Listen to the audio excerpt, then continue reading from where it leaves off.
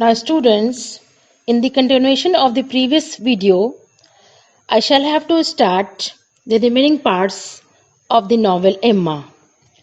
Now start. Mr. Elton seems to be in love with her. It is therefore natural for her to feel shocked when Mr. Elton makes a proposal for marriage, not to Harriet but to herself. This is the first stage of Emma's education. At this point, she realizes that it had been foolish and wrong on her part to have tried to bring Harriet and Mr. Elton to be serious. For this reason, she feels quite concerned and ashamed, and she resolves to do such things no more. However, her conduct soon afterwards shows that she has not really learnt much. We next find Emma committing an error in her judgment of the character of Frank Churchill. She expresses to Mr. Knightley a good opinion of that young man merely on the basis of hearsay. In this case, again, she rejects Mr. Knightley's view that Frank may turn out to be a man without any English delicacy towards the feelings of others, a chattering coxcomb, and the most insufferable fellow breathing. In fact, inwardly, she is surprised that Mr. Knightley should adopt such an illiberal attitude towards the young man whom Mr. Knightley has not even met so far. Subsequently, of course, Emma realizes the true character of Frank and comes to know what a big hypocrite he has seen, but not before a lot of mischief has been done and Emma has mentally suffered a great deal. With the passage of time, Emma learns more and more to look within.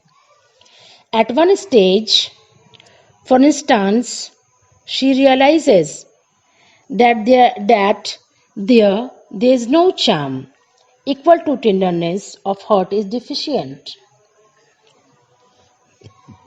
She says to herself,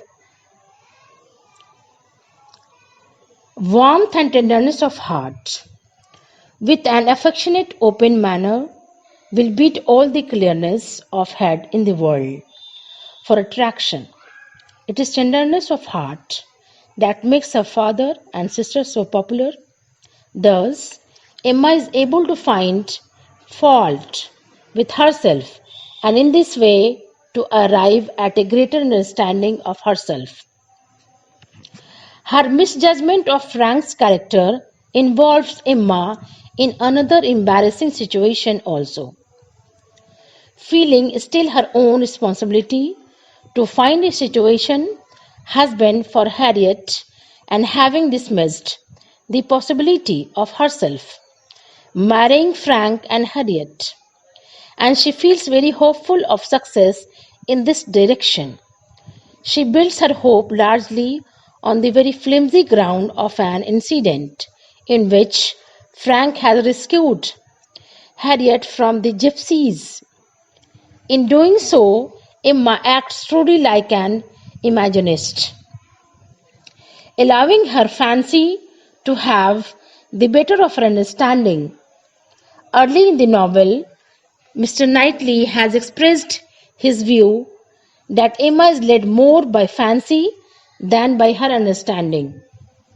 When, therefore, the secret engagement of Frank and Jane comes to light, Emma receives another shock. She now describes Frank's entire conduct at Highbury as an abominable proceeding.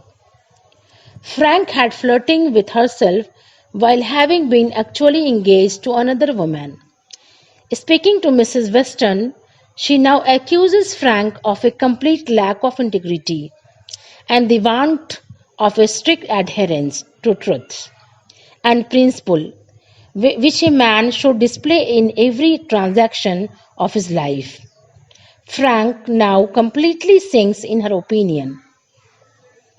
Not only has Frank practiced deception on herself, but he has been responsible for her entertaining a vain hope about Harriet.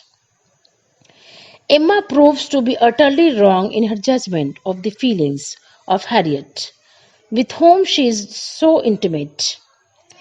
Ever since the day Mr. Knightley asked Harriet to dance with him, Harriet has been in love with Mr. Knightley. Emma receives yet another shock. She now realizes that every moment had brought a fresh surprise. Every moment had brought a fresh surprise, and every surprise must be a matter of humiliation to her. She now feels confused. How to understand it all? How to understand the deceptions she had been practicing on herself and living under the blunders, the blindness of her own head and heart. Emma also makes another discovery at this stage. Harriet's confession of her love for Mr. Knightley leads Emma realize that she herself has unconsciously been in love with Mr. Knightley. No sooner does this realization come to her than she resolves that Mr. Knightley must marry no one except herself.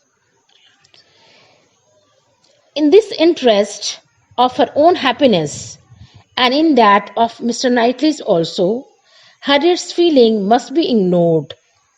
She thinks that it was an account of her own folly and her own ignorance of herself, that she has created conditions in which Harriet had fallen in love with Mr. Knightley. For the first time in her life, Emma, at this stage, achieves a real insight into her own mind and character. Now, students, I shall continue the remaining parts of the novel in the third video. Now, till then, bye, students.